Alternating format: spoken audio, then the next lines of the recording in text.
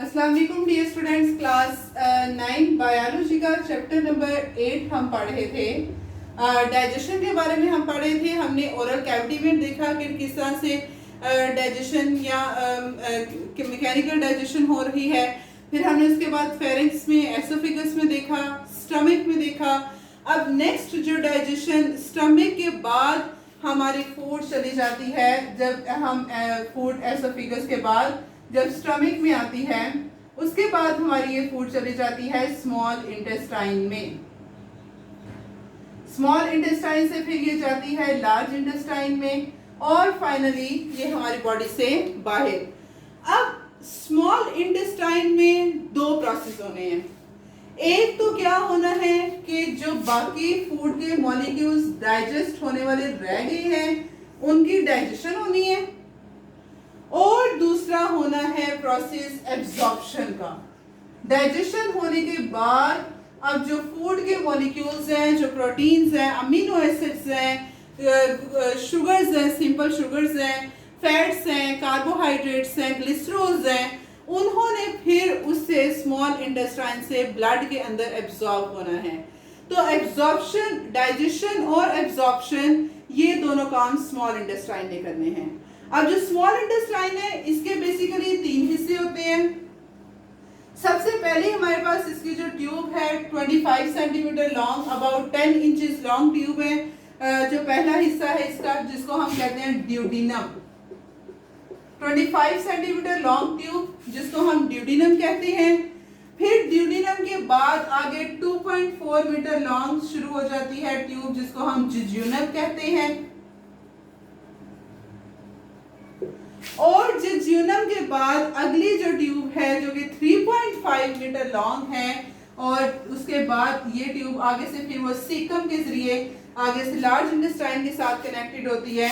इसको हम कहते हैं इलियम, जहां पे एब्जॉर्प्शन होनी है।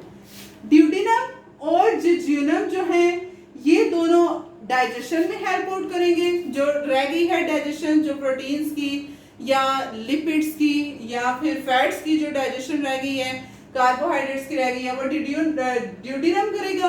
और जिज्यूनम और इलियम का काम क्या है कि इसमें एब्जॉर्प्शन होनी है। किस तरह से होती है? ड्यूडिनम की बात करते हैं पहले हम। Duodenum basically 25 centimetre long tube है। अब इसमें डाइजेशन किस तरह से होगी? इसमें डाइजेशन इस तरह से होगी कि यहां पर हमारे पास लीवर भी है। अब लीवर बाइल डक्ट के जरिए, ट्यूब के जरिए इस ड्यूडिनम के अंदर बाइल जूस रिलीज करेगा।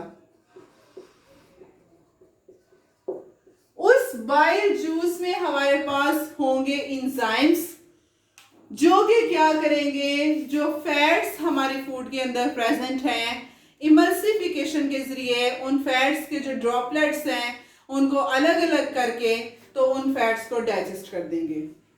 जो फैट की डाइजेशन है, बाइल जूस बाइल डक्ट के जरिए लीवर सिक्रीट करेगा ड्यूडिनम में, और फिर वहां पर इमल्सिफिकेशन के जरिए फैट्स की डाइजेशन हो जाएगी। नेक्स्ट हमारे पास क्या होगा? अब फैट्स की डाइजेशन होगी। अब जो पेनक्रियाज है, यहां पर जो है वो पेनक्रियाज भी हैं। पेनक्रियाज क्या करेंगी? पेनक्रियाटिक डक्ट के जरिए, ट्यूब के जरिए पेनक्रियाटिक जूस रिलीज करेंगी। उस पेनक्रियाटिक जूस में 3 एंजाइम्स होंगे। एक उसमें होगा ट्रिप्सिन, जो कि प्रोटीन को, जो प्रोटीन स्टमक में डाइजेस्ट हो चुकी थी पेप्सिन एंजाइम के जरिए, कुछ प्रोटीन बच गई है तो ट्रिप्सिन उस प्रोटीन को डाइजेस्ट कर देगा। साथ उसमें एंजाइम होगा एमाइलेज। एमाइलेज एंजाइम जो स्टार्च रह गया फूड के अंदर उसको डाइजेस्ट करेगा। और तीसरी चीज पेनक्रियाटिक जूस के अंदर होगी लाइपेज एंजाइम। लाइपेज क्या करेगा? लिपिड की डाइजेशन करेगा। अब प्रोटीन की भी डाइजेशन हो गई, स्टार्च की भी हो गई, लिपिड की भी डाइजेशन हो चुकी है। ये पेनक्रियाटिक जूस ने करनी है। और तीसरा जो ड्यूडिनम है, ये स्मॉल इंटेस्टाइन का हिस्सा है, ये भी कुछ सिक्रीशन करेगा जिसको हम इंटेस्टाइनल जूस कहेंगे। इंटेस्टाइनल जूस का काम क्या है कि इंटेस्टाइनल जूस ने जो बाकी थोड़ी बहुत डाइजेशन रह गई है मटेरियल की वो इंटेस्टाइनल जूस ने कर लेनी है। अब डाइजेशन हो चुकी है। डाइजेशन के बाद नेक्स्ट हमारे पास क्या होगा, फूड चली जाएगी जेजुनम में। डाइजेशन ड्यूडेनम में होगी। ड्यूडेनम के बाद अब जो फूड है वो जानी है नेक्स्ट जो ट्यूब है स्मॉल इंटेस्टाइन का next part 2.4 metre long jejunum, उसमें जाएगी। जेजुनम में जो बाकी बच्चे कुछ प्रोटीन्स हैं, कार्बोहाइड्रेट्स हैं, लिपिड्स हैं, स्टार्च हैं, उनकी डाइजेशन हो जाएगी। राइट आफ्टर द जेजुनम जब डाइजेशन हो चुकी है, अब हमारे पास कंप्लीट डाइजेशन हो चुकी है। जो फूड में प्रोटीन्स थे, जो फैट्स थे, जो स्टार्च थे, जो लिपिड थे, everything is digested now. Now finally the food is going to ileum, the third portion of small intestine that is 3.5 meter long, and where the second function of small intestine, that is absorption, is going to take place in ileum. Ileum 3.5 meter long है।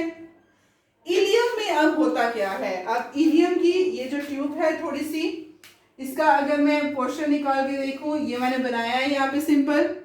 Ilium में हमारे पास होते हैं ये circular folds, foldings वही होती हैं, बाल पड़े होते हैं, सर्कुलर फोल्ड्स होते हैं। इन सर्कुलर फोल्ड्स के ऊपर ये फिंगर लाइक प्रोजेक्शंस होते हैं। इन फिंगर लाइक प्रोजेक्शंस को हम कहते हैं विलाई।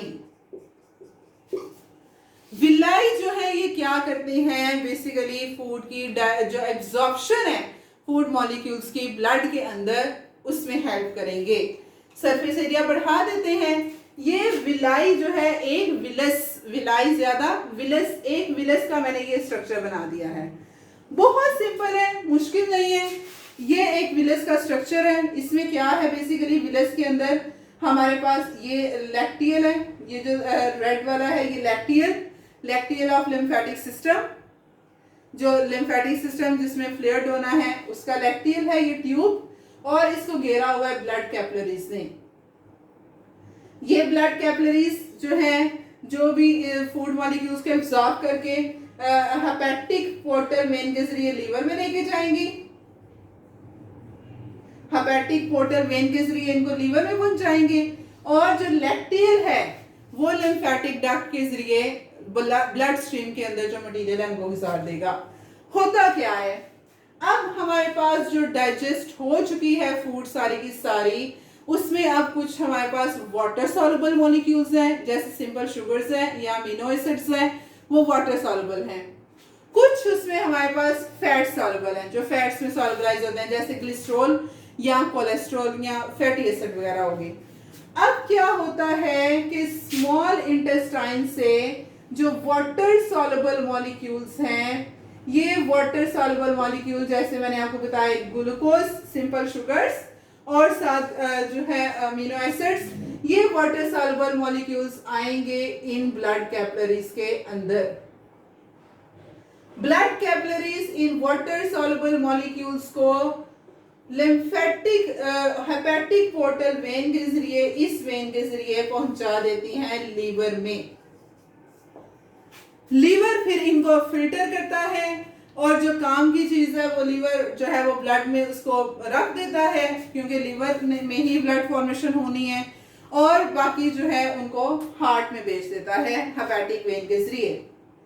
जो बाकी फैट सॉल्युबल मॉलिक्यूल्स हैं, फैट सॉल्युबल मॉलिक्यूल जैसे मैंने आपको बताए हमारे पास ग्लिसरॉल्स वगैरह, फैट्स वगैरह, वो जाएंगे स्मॉल इंटेस्टाइन से, जाएंगे वो लैक्टियल के अंदर।